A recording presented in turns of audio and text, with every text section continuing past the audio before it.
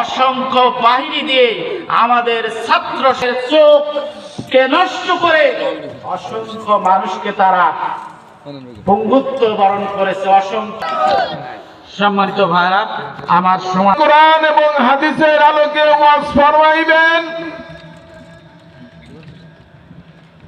আমন্ত্রিত মেহমান হযরত মাওলানা মুহাম্মদ আমিনুল ইসলাম সাইদি। হযরত মাওলানা মুহাম্মদ আমিনুল ইসলাম সাইদি। আল্লাহু আকবার। কোরআনের আলো সংসদের আলো, সংসদের আলো, কোরআনের আলো, নারে তাকবীর। نحمده ونستعينه ونستغفره ونعوذ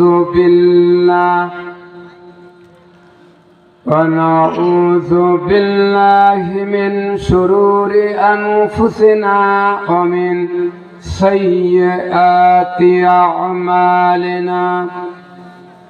من يهد الله فلا مضل له ومن يضلل فلا هادي له. ونشهد أن لا إله إلا الله وحده لا شريك له. ونشهد أن سيدنا وحبيبنا ومولانا محمدا عبده ورسوله الذي أرسله بالحق بشيرا ونذيرا وداعيا إلى الله بإذنه وسراجا منيرا. فقد قال الله تعالى في كلامه المجيد وفرقانه الحميد. أعوذ بالله من الشيطان الرجيم. بسم الله الرحمن الرحيم. إن الله وملائكته يصلون على النبي يا أيها الذين آمنوا صلوا عليه وسلموا تسليما. اللهم صل على سيدنا مولانا وعلى آل سيدنا مولانا محمد. মোহাব্বতের সহিত জবান খুলে পড়ে নেই আল্লাহুম্মা সাল্লি আলা। এই দরুদ শরীফ পড়তে আপনাদের কোনো অসুবিধা আছে, কোনো ভয় আছে? আপনারা কি অসুস্থ? মোহাব্বতের সহিত জোরে সরে পড়েন আল্লাহুম্মা সাল্লি আলা সাইয়্যিদিনা মাওলানা মুহাম্মদ ওয়া আলা আলি সাইয়্যিদিনা।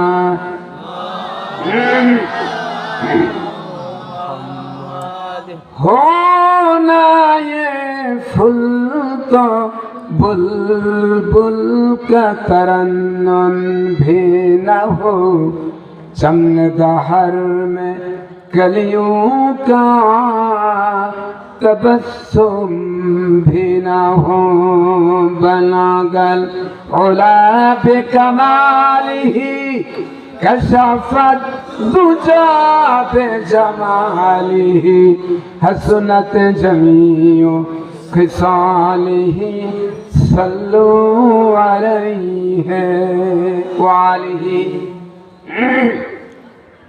मोहतराम साहिबे सदर जनाब हजरत उलामा इकराम, सम्मानित सुधे मंडली, उपस्थित आमार दिनदार ईमानदार मुत्ताकिन भाईरा,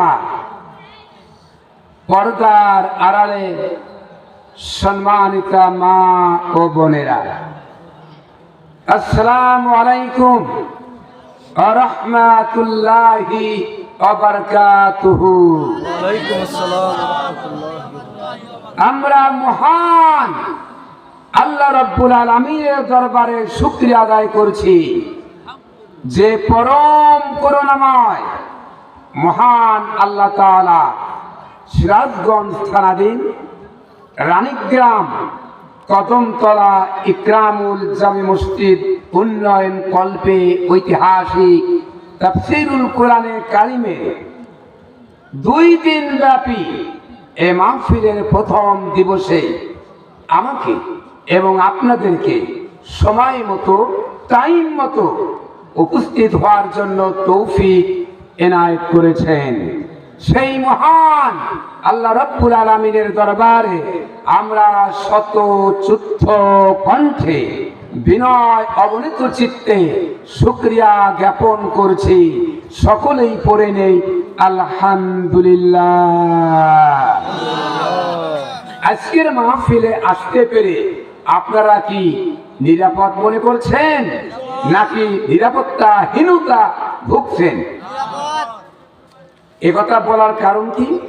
কারণ হচ্ছে বিগত 16.5 বছর বাংলাদেশের আনাচে কানাচে কোরআনের তাফসীরের উপরে 140 ধারা জারি হয়েছিল।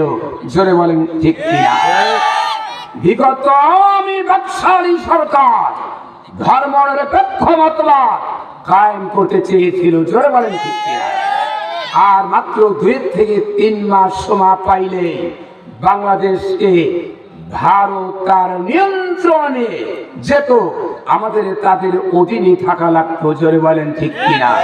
কিন্তু আল্লাহর রহমতে আল্লাহ পাক সেই আবাবিল পাখির ন্যায় বাংলাদেশের ছাত্র সমাজের আন্দোলনকে ত্বরান্বিত করে বাংলাদেশে দ্বিতীয়বারের মতো স্বাধীন করে দিয়েছেন। আলহামদুলিল্লাহ পড়বেন না? আলহামদুলিল্লাহ। এই সুযোগ পেয়ে হাত ছড়া করা বোকামি হবে। ধরে বলেন ঠিক কিনা? কারণ নির্বাচনের জন্য একটি দল তড়িৎ ঘড়িৎ করতেছে। জোরে বলেন ঠিক কিনা? বিগত সরকারের নিয়ম অনুযায়ী বর্তমান যারা ক্ষমতা আসতে ইচ্ছা পোষণ করতেছেন, তারা তড়িৎ ঘড়িৎ করে নির্বাচনের আশার পায়তারা করতেছে। ঠিক কিনা? আমি এনএসআই, গোয়েন্দা, সিআইডি যারা যেখানেই থাকেন মাইকের আওয়াজ শুনে আপনারা পেপার পত্রিকা খবরের কাগজে ছাপাবেন। বাংলাদেশের প্রধান উপদেষ্টা ডক্টর ইউনূস সাহেবের দৃষ্টি আকর্ষণ করে বলছি, বাংলাদেশ বর্তমান অসুস্থ। ধরে বলেন কি? আপনার ছেলে অসুস্থ, হাসপাতালে রেখে তার বিয়ের তারিখ ঘোষণা করা যেমন বেকুবি, বাংলাদেশকে সুস্থ না হওয়া পর্যন্ত বাংলাদেশে নির্বাচনের দিন তারিখ ঘোষণা করা তেমনই বেকুবি। ধরে বলেন ঠিক কিনা? কমপক্ষে 15-16.5 বছরে এই জঙ্গলকে পরিষ্কার করে এরপরে নির্বাচনের জন্য উদ্যোগ গ্রহণ করাটাই আমার মনে হয় উত্তম হবে। জোরে বলেন ঠিক কিনা? আমার ভাইরা, বগুড়া মাহফিল করলাম, শেরপুর করলাম, ধুনুতে করলাম, বিবিপাড়া করলাম, বিভিন্ন জায়গা তারা আমাদেরকে বাধা দিচ্ছে। কারণ তারা জানে বিগত সরকার চলে গেছে। এখন যদি বাংলাদেশে জামাতে ইসলামের অবস্থান অত্যন্ত ভালো। মাওলানা আজহারি সাহেবের প্রত্যেকটি মাহফিলে 20 থেকে 24 লক্ষ লোক সমবেত হচ্ছে। যদি নির্বাচনে জামাত আসে, কিয়ামতের আগে জাতীয়তাবাদ, সমাজবাদ, পুঁজিবাদ ক্ষমতা আর আসতে পারবে না। এই ভয়ে তাদের শক্ত পায়খানা ডায়রিয়া হওয়ার মতো হয়ে গেছে। তারা এখন চিন্তিত আছে। এই জন্য বিভিন্ন মাহফিলে বক্তাদের মাউথপিস কেড়ে নিচ্ছে, বক্তাকে নেমে দিচ্ছে, নামিয়ে দিচ্ছে, হুমকি দিচ্ছে বিগত সরকারের মতোই। জোরে বলেন ঠিক কিনা? এই জমিন কার? আল্লাহর। আকাশ কার? আল্লাহর। বাতাস কার? আল্লাহর। সূর্য কার? আল্লাহর। নক্ষত্র কার? আল্লাহর। আমরা কার? বাংলাদেশে আইন চলবে কার? আল্লাহর। আলা লাহুল খালকু ওয়াল আমর।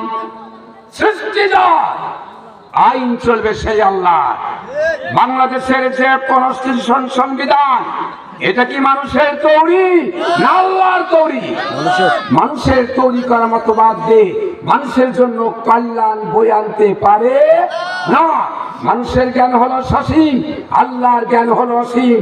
সসীমকে চালাইতে গেলে অসীমের পরিকল্পনা ছাড়া কোনো পথ নাই। বাংলাদেশ কারো বাবাও নয়। 16.5 বছর বাবা বাবা করে পূজা করেছিল। ছবি পূজা, মাজার পূজা, বাবা পূজা করে 16.5 বছর এই জাতিকে গোলাম বানিয়েছিল। জোরে বলেন ঠিক কিনা? বাংলাদেশ কারো বাবার নয়।